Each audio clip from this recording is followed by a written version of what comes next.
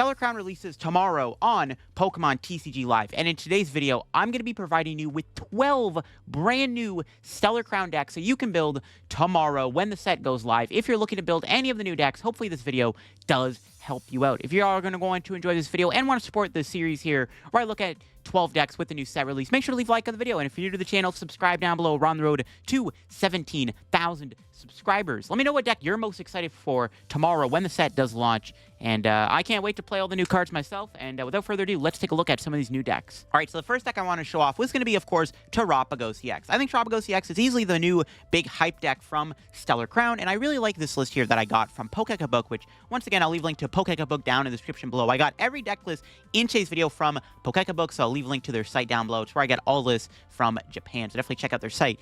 But Tropos, of course, does have an attack with a double turbo, does 30 damage for each of your bench Pokemon. Since it's a Terra Pokemon, you can play Area 0 Underdepths, the new stadium, which allows you to bench up to 8 Pokemon, and then your Tropos does even more damage. The thing I like about this list is, like I said, it utilizes all the new support cards that really do synergize with Tropos. The new Bouffalant, of course, when you have 2 Bouffalant in play, your basic colorless Pokemon take 60 less damage, which is kind of crazy. Tropos already has 230 HP, but with the 2 Bouffalant, effectively your opponent needs to do 290 damage or more to want to KO you. Of course, Fan Rotom's really good as a way to set up your build. You have the ability to find Noctowls, Bouffalant, Hoot Hoots. You can even get Pidgey with Fan Rotom, and it just gets a bunch of Pokemon in your hand to bench for Tropos' attack and Area 0 Underdepths. The Noctowl is really good. Of course, when you evolve it from your Hoot Hoot, you can get any 2 trainers out of your deck if you have a Terra Pokemon in play. Since you already have Tropos in play, Noctowl becomes a great way to find trainers. And the one thing I like about this build is the Pidgeot. You can't get Pidgeot with Fan Rotom, but you get Pidgeys with it. And Pidgeot does, of course, have that really strong ability where you can get any card out of your deck. You can use Noctowl to set up Pidgeot, and then for the rest of the game, you basically have the ability to get any card every turn. Really good stuff if you're actually digging for specific pieces like the Double Turbo. This build is not playing any other energy, just literally 4 copies of Double Turbo, because you're trying to attack with Tropos as much as you can. I like the idea of playing Dusknoir Tropos for a little bit of extra damage output. It can already hit hard, but when you stack the Dusknoir on top of it, it hits even harder. And of course, there is some Bravery Charm alongside the Bouffalant to give you more tank. There's a couple Pennies in the deck. You could also play Charon's Care if you really wanted to, though Penny does let you pick up like any basic, so I guess there's technically more ways that Penny is a better card than Charon's Care in certain matchups like Control, but overall, I like Tropos a lot, and this build here has me pretty excited, and I cannot wait to try it out. One of my favorite new single prize decks is the brand new Kofu deck. This deck looks like it's going to be a lot of fun to play, all thanks to the new Kofu supporter and how well it synergizes with Crabominable and Veluza. Basically, if you have 4 Kofus in your discard pile, Crabominable's attack, which you normally needs 5 energy, you can then use it for just a single water energy, and it does 250 damage. And of course, you just got to discard Kofus. Now, Kofu is not the greatest supporter ever. It does allow you to put 2 cards in your hand at the bottom of your deck, and then you can draw 4 cards. It's not terrible.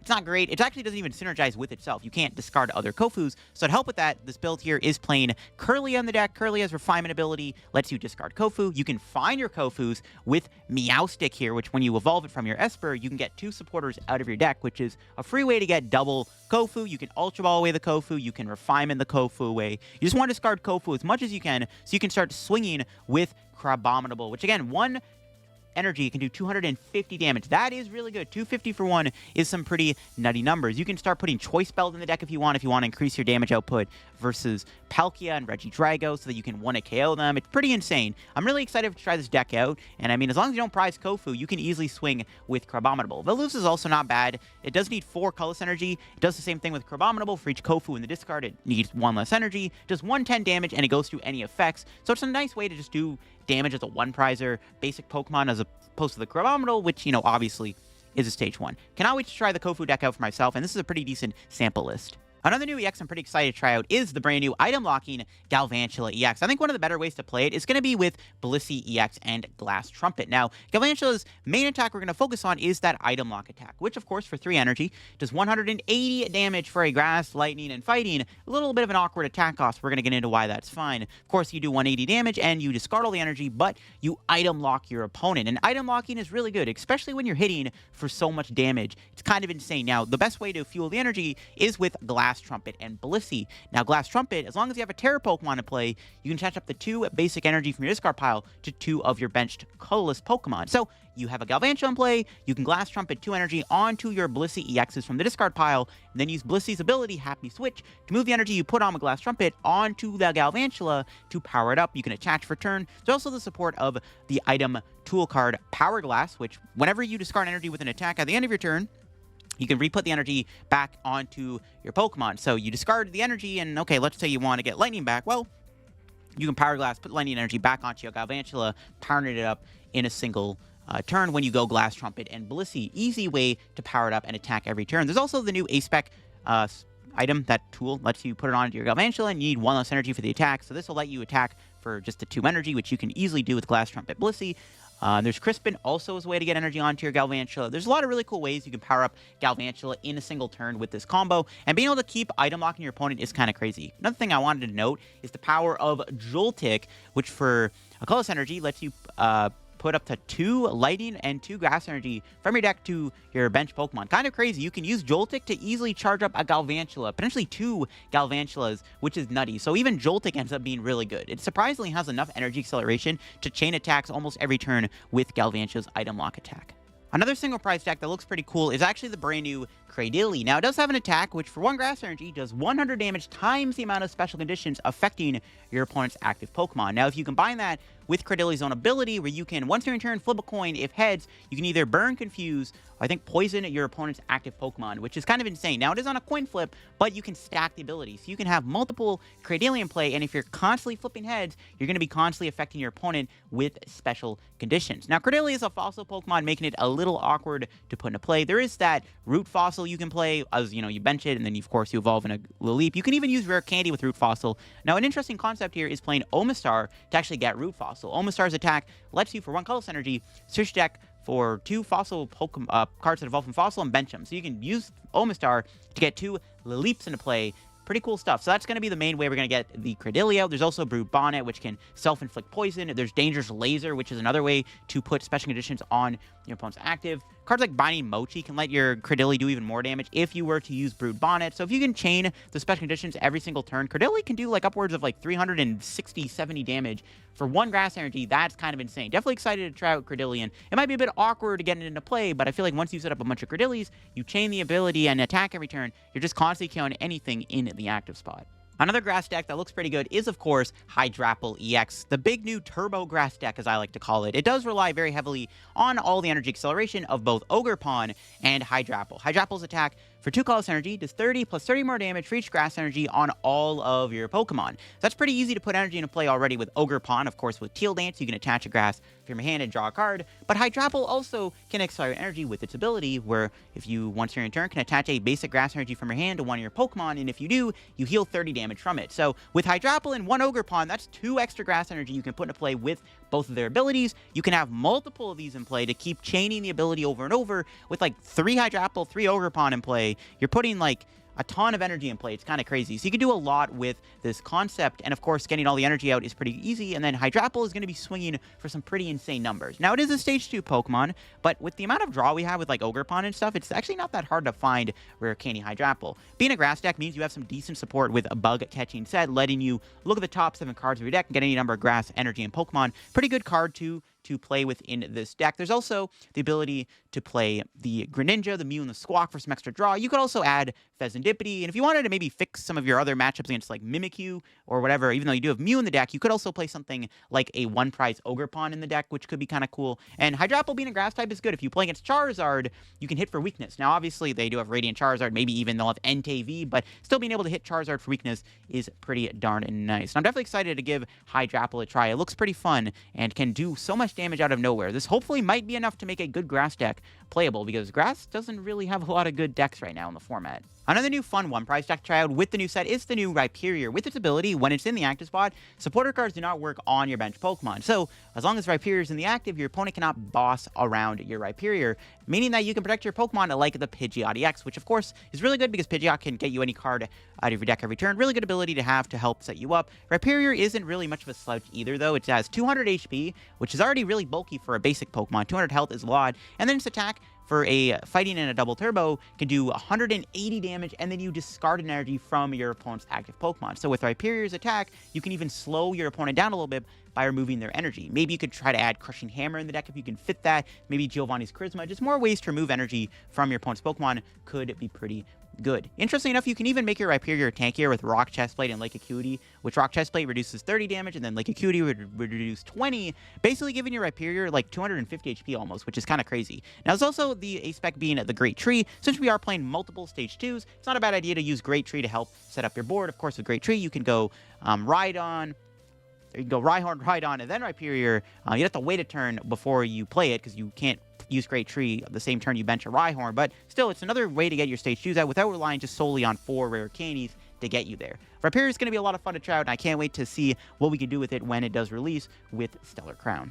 Now, this card took a while for it to release outside Japan, but it is finally coming out with Stellar Crown, and that is the new Gargantula EX. I've been waiting for this card to release for so long now, and it's finally coming out. It's basically a bulkier, tankier version of Goodra V-Star, which is kind of crazy. This might be the tankiest card in the game at the moment. It's at Stage 2 with 340 HP with its attack for a fighting and a double turbo, does 170 damage, and then it takes 60 less damage from attacks. Not as strong as Rolling Iron, but you already have 340 HP. So with the effect of the attack, your opponent needs to do 400 damage to you in order to 1-hit KO you, which is like not happening. On top of that, there's the one prize Gargant you can play with Blessed Salt. In between turns, you can heal 20 damage from each of your Pokemon, which allows you to make yourself even more harder to KO. On top of the fact, you can also play Rock Chestplate and Lake Acuity, like we just talked about in that Rhyperior deck. You do have the ability to take 50 less damage with these two cards combined. I mean, with the attack and those cards, that's minus 110 damage Gargantula's taking, which is crazy. You can play Pidgeot in the deck if you want to give yourself some extra support, and also this deck does play the A-Spec Great Tree, which of course, you are a dual Stage 2 deck. I mean, you technically have 3 Stage 2s. You have the one prize Gargantul, the Gargantula EX, and then you have the Pidgeot. So having the Great Tree does help set you up a little bit more, and I do like the idea of that. You could also try out Hero's Cape if you want to give Gargantul like 500 HP, which is just mind-blowing to me. So even Hero's Cape could be good over Great Tree. I'm definitely excited to try out this card, and like I said, I've been waiting for it to release for so long now, and finally it's coming out. This since Villain took forever to come out, but finally we're getting this card, and oh man, I cannot wait. Okay, another really fun deck to try out is going to be the brand new Lapras EX. Now, Lapras EX is a Water Terra Pokemon, so you'd be like, well, why are you just not playing it with Excalibur if it's water Pokemon? Well, its attack for 1 water energy does 40 damage for each energy on it. So you don't specifically need water energy, you need 1, but you can then put extra energy onto it to do more damage. 40 times is not a bad multiplier. A really cool Lapras list I found here on Pokebook was to pair it with Metang, which can accelerate energy to your Lapras. Of course, Metang's ability lets you look at the top 4 cards of your deck and attach any number of metal energy you find there to your Pokemon. So you can use Metang to build up the Lapras and then just have a massive Lapras with a bunch of energy on it out of nowhere and start sweeping the opponent. In fact, Lapras is kind of like Dialga V-Star in that regards, where it's got that 40 times multiplier like Dialga has, except the downside is you don't have Star Chronos. But Lapras is going to be a fun deck to try out. You could try to maybe work something out with the Stellar Terra attack. It's a little bit hard to build that thing up, though. It's a little awkward. It does like look at the top 20 cards of your deck and attach any number of energy. So if you pull off that attack quick enough, that Lapras is going to be putting a buttload of energy on the board. But I do like the idea of trying it, which is like Metang. You could play Excalibur. It's a bit slower. You need rare candy. Where Metang is pretty efficient at putting itself into play. You can also play some extra metal support Pokemon like Zamazenta in the deck as a 1 prize stacker, and I'm pretty excited to give Lapras a try. It's not the greatest card in the set, but it is going to be fun to try out with some wacky combos of getting energy onto it. Okay, now this Pokemon is going to be really, really interesting, and I'm, of course, talking about the brand new Slowking. Now, this card, for a Psychic and a Colorless Energy, discards the top card of your deck. If it happens to be a Pokemon and without a rule box, you can use one of its attacks and copy it. You don't need the energy for the attack specifically, but you can, of course, copy the attack without needing that energy requirement, which is kind of cool. So for 2 energy, you can do almost anything. It sounds good to me. Some of the best attacks to copy is Onix from Pokemon Go, which does 50 damage for each damage counter on itself. So with Gardevoir EX's ability, you can use to charge up your Slowking to put energy on it, but also to put damage counters on it. You can out of nowhere take a KO with Onix. There's also Kyurem, which of course does have that attack to do 110 damage to 3 Pokemon. If your opponent doesn't have Manaphy, this can be a really good attack chain. There's also Crobat, which is cool. It does 30 damage, but if you take a knockout, you take 2 extra prize cards. That could be another really sneaky good attack to copy out of nowhere. You can, of course, rig your top deck with the help of Academy at Night Stadium card and also Cypher Maniac to guarantee yourself that you're going to discard a Pokemon with Slowking. Using Gardevoir to set your deck up doesn't seem bad. You get a Draw Engine with Kirlia, and of course, you can use Gardevoir's ability to charge up your Slowking with damage counters for Onix. I'm sure there's other Pokemon you can copy. I mean, there's so many. There's going to be a lot of content I can do with Slowking, and I cannot wait to give this card a try and see what we can cook up with it. There's another Galvantula deck that I'm really excited to try out, and that is going to be the return of the Reggie deck. Now, Reggies is a really fun deck to play. It's one of my favorite decks of all time, but unfortunately the deck's been kind of weak recently. But now that we have a new stadium card that lets you bench up to 8 Pokemon, you can effectively put all 6 Reggies in play and then have extra Pokemon to then charge up with Regigigas' ability. Of course, you have to have all your Reggies in play, but you can attach up to 3 energy from your discard pile to one of your Pokemon. Before, you can only have 6 Reggies in play in order for the deck to work. You couldn't bench any other Pokemon. You'd have to play something like Thornton or something like that to combo with it, but now we can use Area 0 Underdepth to have more Pokemon in play, meaning you can Regigigas to any Pokemon of your choice with all 6 Reggies in play, which is kind of insane, actually. Now, this means you can then charge up Galvantula every single turn with Regigigas. Yes, you can use Regigigas to put 3 energy onto your Galvantula to then chain the item lock attack every single turn. It's pretty simple. You just got to make sure that we got that Area 0 Underdepths in play and all the Reggies in play, and you can just constantly do the attack over and over and over again for 180 damage item lock. Really cool concept. There's actually going to be a lot of really cool things you can do with Reggies with the new stadium. There's more partners than just Galvantula, obviously. Galvantula is a Terra Pokemon, meaning you can use the stadium card with the Galvantula in play, but you can also use like Cornerstone Ogerpon or Terapagos if you want. Cornerstone Ogerpon could be pretty good to help against Charizard if that ends up being more popular. And of course, Terapagos is just a nice generic attacker, but you can also use Terapagos' attack with Regigigas too. So it's a really cool toolbox deck, and there's so many other ways you could play the Reggie deck and so many different Pokemon to power up with Reggie's ability. I cannot wait to try it out, but this could be another cool way to play Galvantula because you just don't need to do anything other than just make sure that all the Reggies are in play with the stadium, and you can just keep doing the item lock over and over again without really needing to do too much work. Now, there's another new EX we got to talk about in Stellar Crown, and that is, of course, the brand new Cinderace EX, which is a very powerful, hard-hitting EX Pokemon.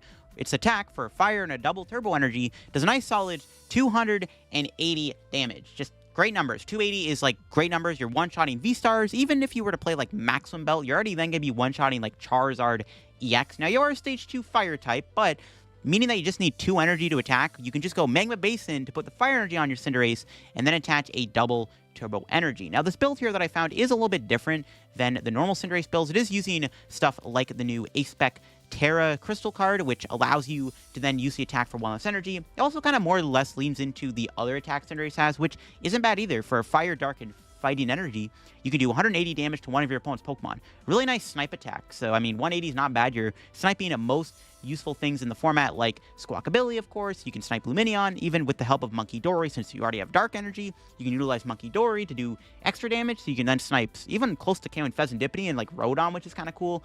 So that's nice. You can even use Monkey Dory to take the Magma Basin damage you did yourself off, which is also pretty sick. So Cinderace definitely looks to be a really powerful new EX archetype. And with its decent attacks, I mean, definitely this card could be good. I mean, it has the support of Pidgeot if you want to play those 2 Stage 2s. You can use Featherball. Cinderace EX does happen to have a really nice free retreat cost, so you can easily search it out with Featherball, which is honestly kind of crazy. Yeah, Cinderace looks pretty strong, and you can use Crispin, Terra Crystal, Basin. There's so many ways to exert energy onto it that it's pretty easy to chain attacks over and over again, and it hits so hard that if you can't deal with it, it's much like Charizard, probably just going to run you over. So definitely keep your eye out for Cinderace EX. Okay, and the final deck to look at is another deck that does get a new update with Stellar Crown, and that's Zoroark V-Star, a card that I really wish was good and has, like, potential to be good. It's got that attack, of course, for a double turbo. You do 50 damage for each of your Pokemon and play with damage counters on them. You can do 280 damage with a full word of Pokemon. However, now we have Area 0 Underdepths, meaning you can bench up to 3 more Pokemon